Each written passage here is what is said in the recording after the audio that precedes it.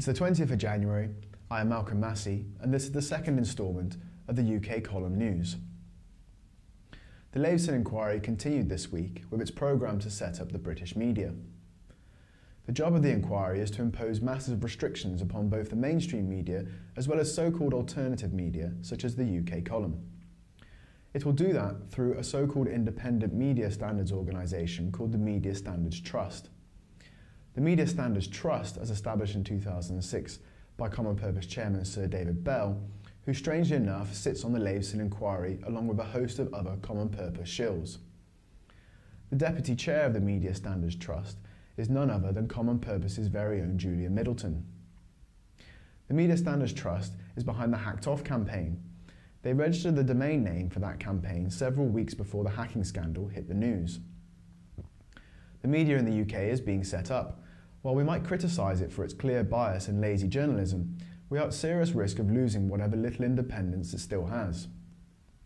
One voice of sanity from this week's Leveson submission was Ian Hislop. But I do think that statutory regulation is not required, and most of the heinous crimes that came up and have made such a splash in front of this inquiry have already been illegal. Contempt of court is illegal. Phone tapping is illegal. Taking money from policemen taking money is illegal. All of these things don't need a code. We already have laws for them. The fact that these laws were not rigorously enforced is again due to the behaviour of the police, the interaction of the police and News International, and, I mean, let's be honest about this, the fact that our politicians have been very, very involved in ways that I think are not sensible with senior News International people. And I hope you'll be calling the Prime Minister and Tony Blair and Gordon Brown to explain how that comes down from the top. Hislop is absolutely correct. There never was any need for this hugely expensive Leveson inquiry. The police simply need to do their jobs. The move towards hyperinflation continued this week. On Wednesday, IMF Executive Director Christine Lagarde asked countries such as China, Japan and the US for an extra $500 billion to $600 billion to help bail out the European debt crisis. This is on top of the 500 billion euros handed out by the European Central Bank just before Christmas and the further 500 billion they intend to hand out in February. The IMF's biggest contributor, the United States, has officially said no. White House Press Secretary Jay Carney, however, weakened the refusal by saying that a serious legitimate request might involve aiding countries which were innocent bystanders or victims of a further crisis in the euro. Additional US bailout money to the IMF would face very strong congressional resistance, so President Obama maintains an official no. The main cause of hyperinflation is a massive and rapid increase in the amount of money which is not supported by growth in the output of goods and services. The financial elites worldwide are massively and rapidly increasing the amount of money in the system to prop up a bankrupt system, while allowing manufacturing and the rest of the real economy to suffer under the weight of their austerity policies. An example of where this is hurting is the high street. The Office of National Statistics released figures today showing that retail sales were up by 0.6% in December. The media seem to think this is a good thing and mostly fail to point out that this rise in sales was supported by a complete collapse of profits under the weight of 70 or 80% price cuts. The result is clear on our high streets, with a massive increase in empty retail property since the start of the year.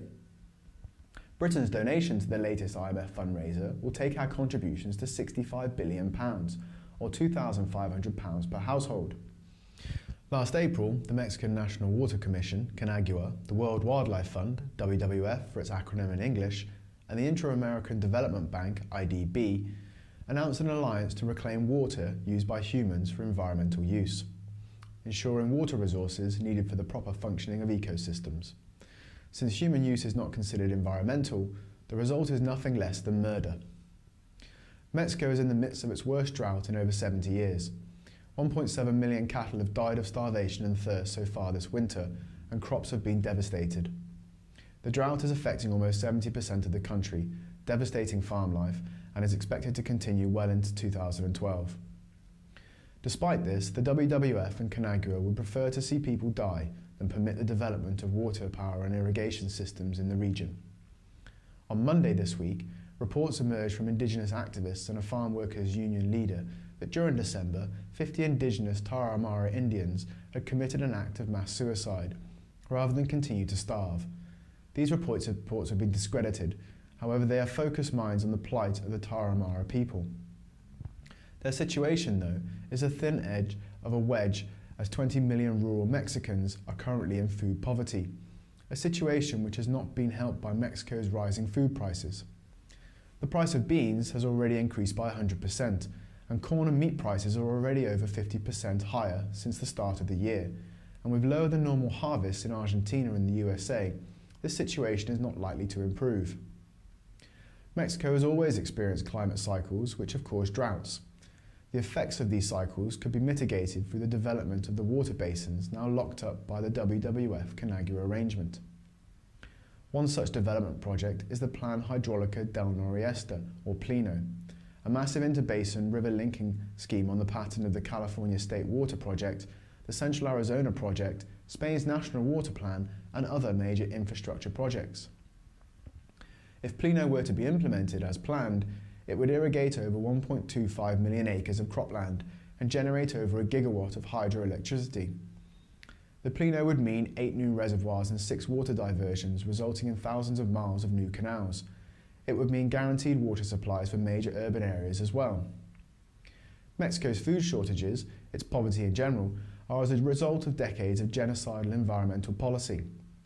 This latest agreement just adds insult to injury and is indicative of the influence environmental groups such as the WWF have in keeping the world's poor in poverty. A new project was launched on Wednesday with the aim of bringing hydrogen fuel cell powered vehicles to the UK.